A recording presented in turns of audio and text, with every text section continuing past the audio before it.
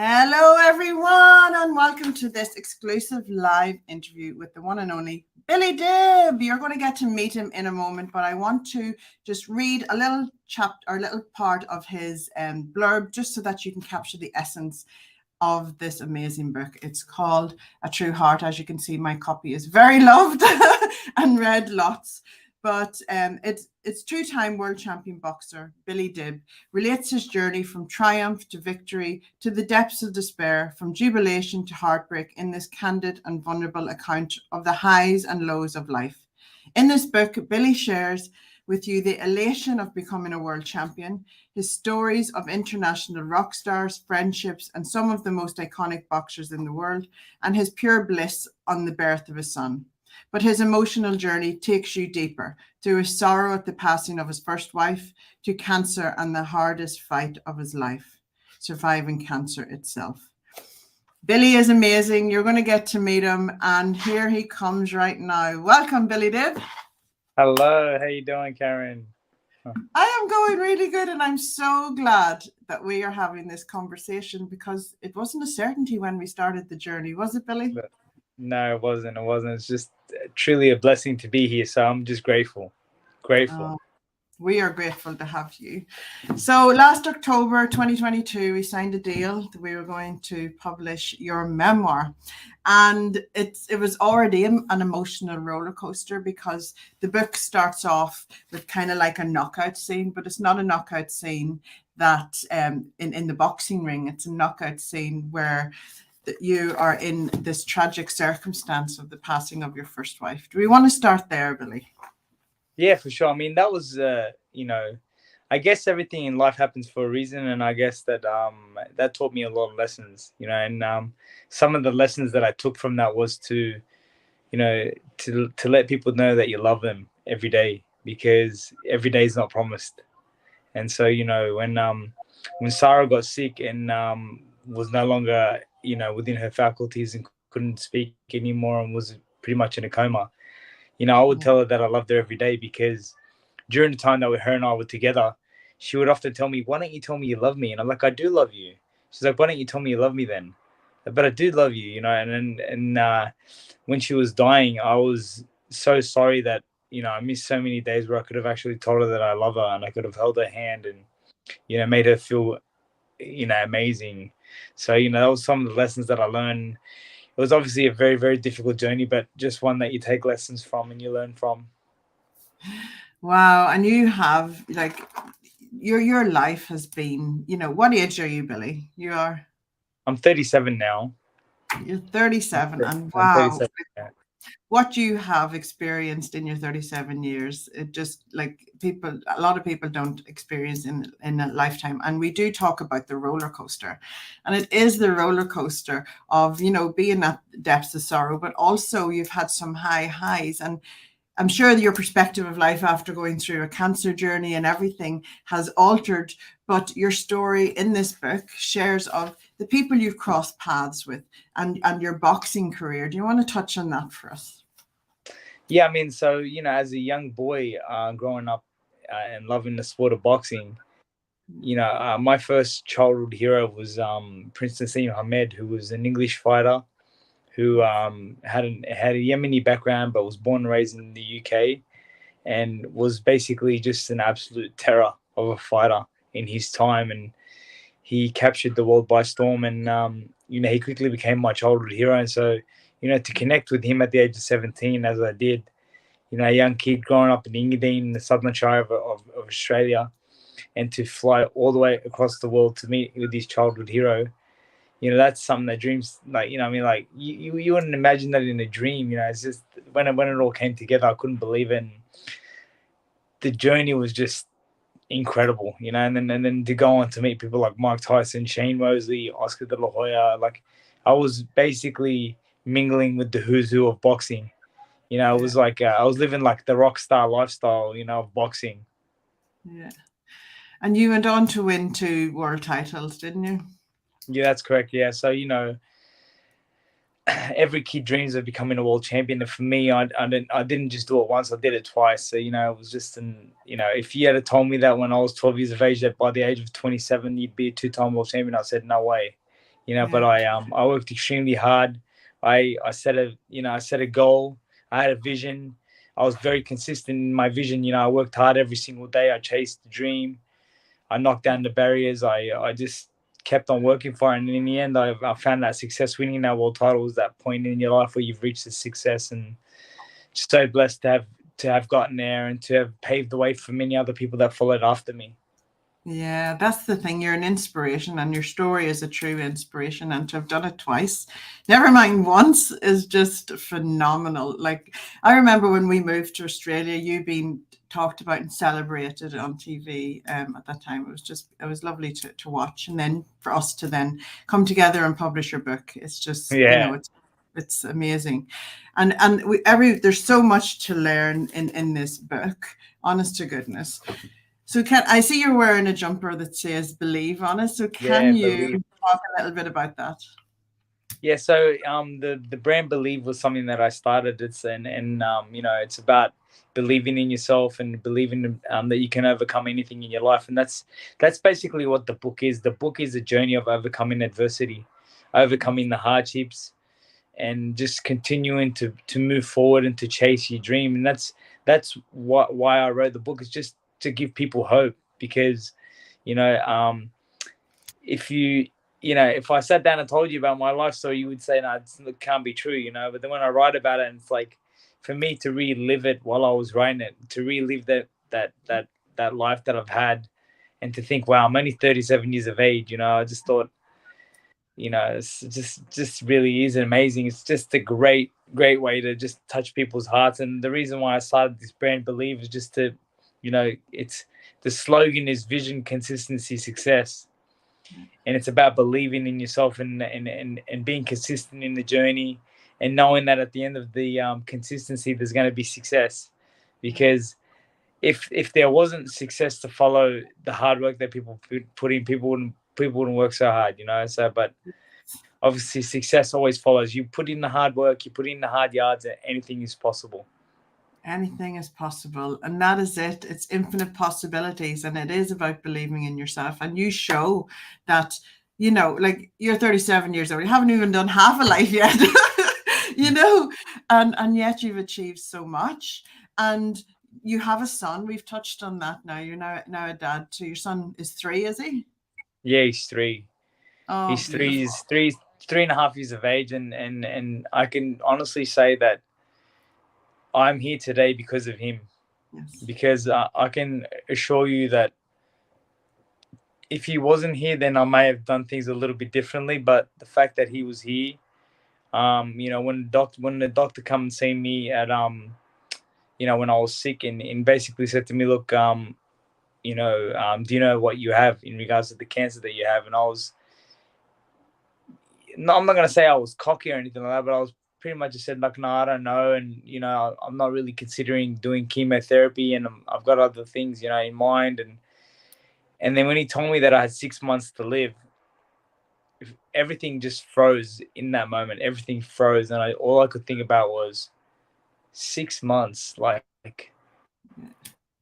how much time do I have to get things ready for my son? Like, if I was to die, what would I leave behind for this kid? How am I going to put everything in place? But, so when he actually told me that, I was pretty much just said, look, how do I turn 6 months into 60 years? And he pretty much said, you got to start chemotherapy yesterday. And I was like, well, I'm on board. And he's like, just like that. He goes, you've gone from saying you're not interested in it. And I said, well, see, look, it's not about me anymore. And when something's not about you anymore, and when it's about other people and about being there for others, you'll find another gear. And that's how I've been in my whole life. Is that, like, all the success that I've had in my career, it doesn't just come down to me.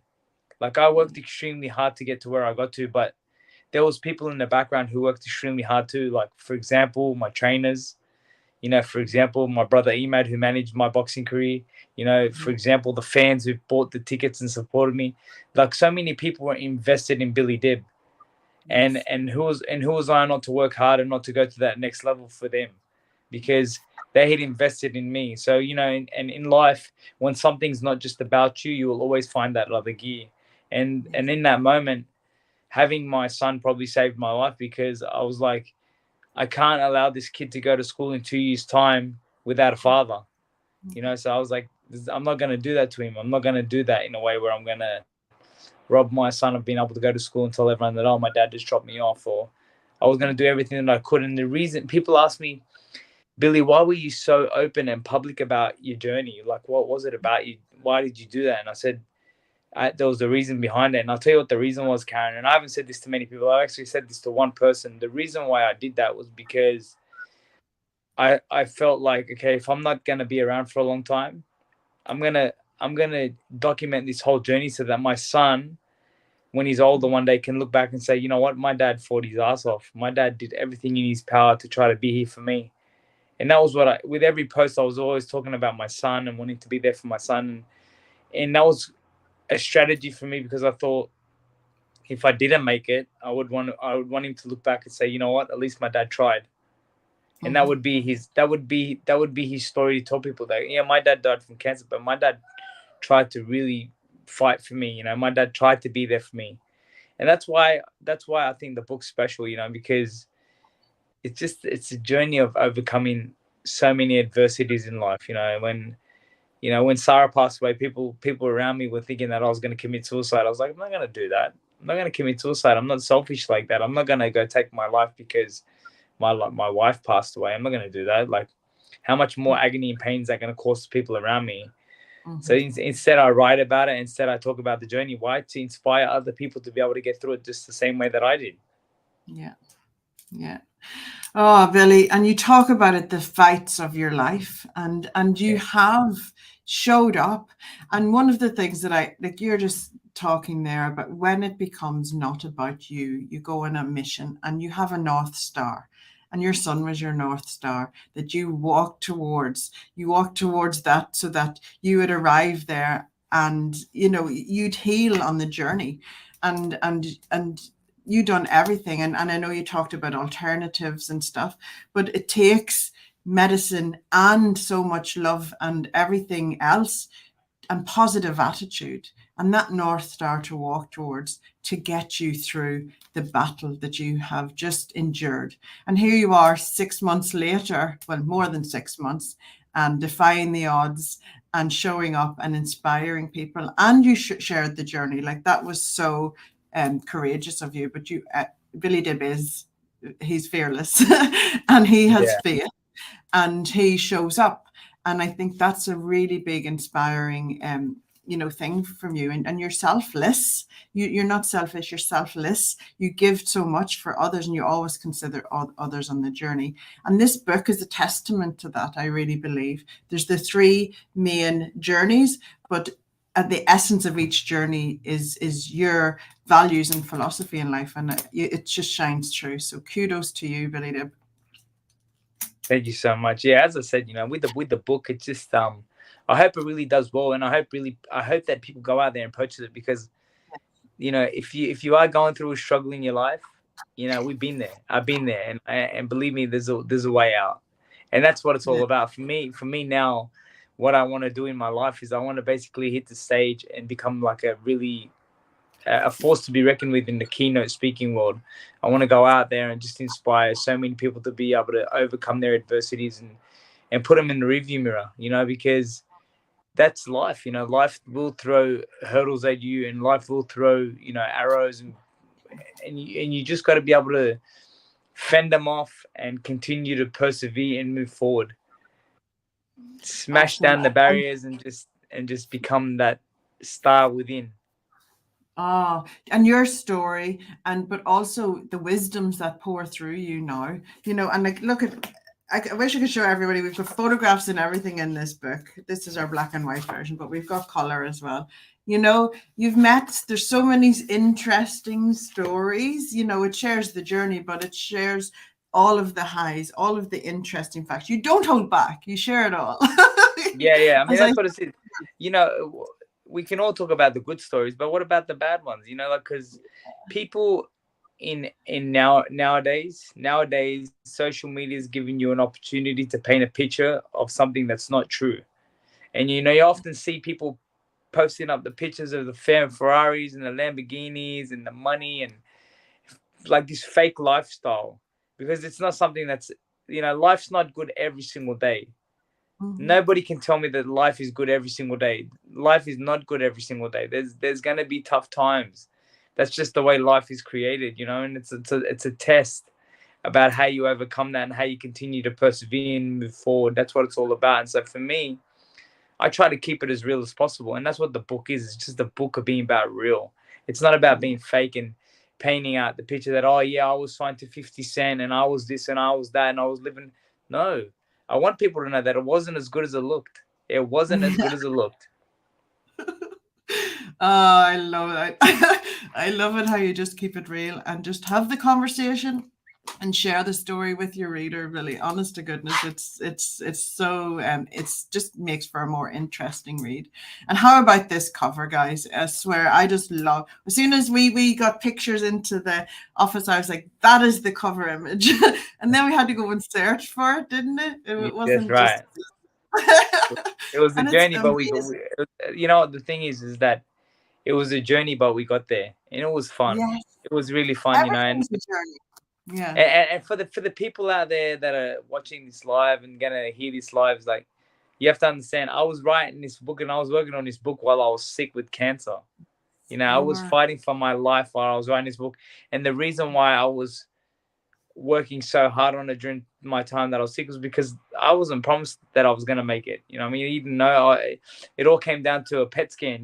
Like, is the cancer gone or is it still there? And so for me, I worked extremely hard in the background to try to make this thing, work and finish as quick as possible, because I was like, if I'm going to leave this world, I want to make sure that it's all in place. And, Karen, you wouldn't believe this, but I actually spoke to some people that were around me and I said to them, look, if something happens to me, please just make sure this project gets finished, because I really want my son to be able to say, I want my son to look back on all these things, like I've kept all my belts, all my world titles, everything's out for him to see. And he always says to me, Dad, what's that? I said, Dad, I want that for you.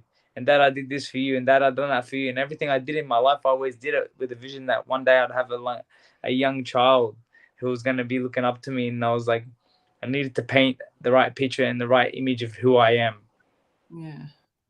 Amazing. You were so dedicated to this project the whole time. Like, we were receiving calls from the hospital. I was like, are you not in chemo today? But you're so dedicated to this project, getting across the line for your son and to leave that legacy.